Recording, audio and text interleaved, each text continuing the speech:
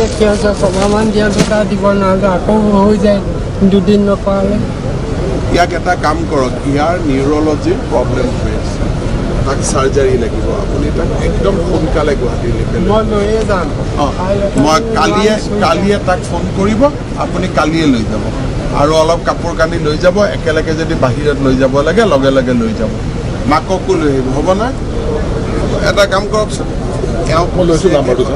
টকা 10,000 চেক এখন যদি বাহিৰত যাব লাগে তেতিয়া লৈ যাব এতিয়া চেক এখনো দি দিব বাহিৰত যোৱাৰ কাৰণে কাপোৰ কানি লৈ আহিব বুজি পালেনে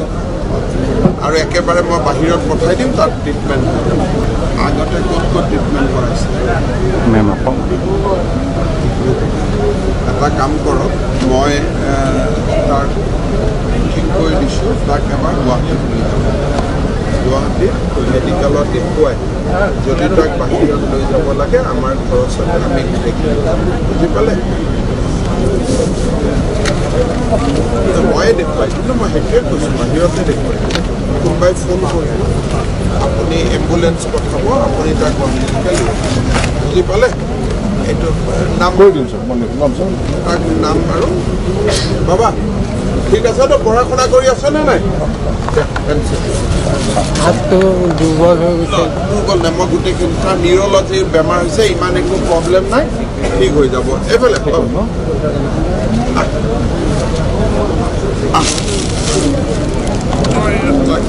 চাওক কিয় হৈছে ধুনীয়া